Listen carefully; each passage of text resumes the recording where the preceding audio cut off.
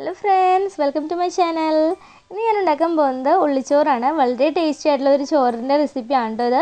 ഈ ഒരു ചോറിന് നമുക്ക് മറ്റു കറികളൊന്നും ആവശ്യമില്ല. ഈ ഒരു ചോറ് മാത്രം മതി കഴിക്കാനായിട്ട്.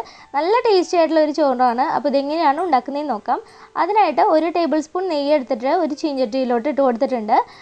നെയ്യിന് പകരം നെയ്യ് ഇഷ്ടമില്ലാന്നുണ്ടെങ്കിൽ മാത്രം വെളിച്ചെണ്ണ ചേർക്കാം. എന്നിട്ട് നെയ്യ് ചൂടായി വരുമ്പോൾ അതിലേക്ക് ഒരു 10 ചുവന്നുള്ളി, 4 വെളുത്തുള്ളി ഇതെല്ലാം ചെറുതായി കട്ട് ചെയ്തിട്ട് കൊടുക്കുക.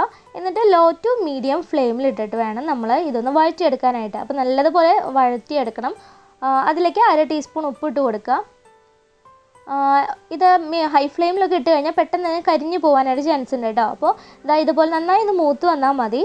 അങ്ങനെ ഒരു ഗോൾഡൻ കളർ ആവുന്ന സമയത്ത് നമുക്ക് അതിലോട്ട് എന്തോരം ചോറ് വേണമെന്നുണ്ടെങ്കിൽ ഞാനിപ്പോൾ 1 കപ്പ് ചോറാണ് എടുത്തിട്ടുള്ളത്. അപ്പോൾ ആ 1 കപ്പ് ചോറ് അതിലേക്ക് ഇട്ട് കൊടുക്കുക. എന്നിട്ട് എല്ലാം ചേർത്തൊന്ന് മിക്സ് ചെയ്ത് കൊടുക്കുക. അപ്പോൾ ഇത്രയേ ഉള്ളൂ, വളരെ ടേസ്റ്റി ആയിട്ടുള്ള ഉള്ളിച്ചോറ് ഇവിടെ റെഡി ആയിട്ടുണ്ട്.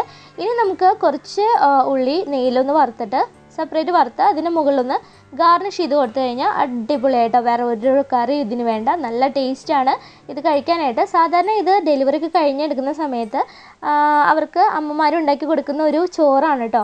അപ്പോൾ അത് കുറേ പേര് കഴിച്ചിട്ടുണ്ടായിരിക്കും. നല്ല ടേസ്റ്റി ആയിട്ടുള്ള ഒരു ചോറാണ്. അപ്പോൾ എല്ലാവർക്കും ഉണ്ടാക്കി കഴിക്കാവുന്നേ ഉള്ളൂ. നല്ല രസമായിട്ടുള്ള ഈ ഒരു ചോറ് നിങ്ങൾക്ക് എല്ലാവർക്കും ഇഷ്ടമായെന്ന് വിചാരിക്കുന്നു. നിങ്ങൾക്ക് ഇഷ്ടപ്പെട്ട് കഴിഞ്ഞാൽ ലൈക്ക് ചെയ്യാനും ഷെയർ ചെയ്യാനും കമൻറ്റ് ചെയ്യാനും മറക്കരുത് കേട്ടോ. Thanks for watching.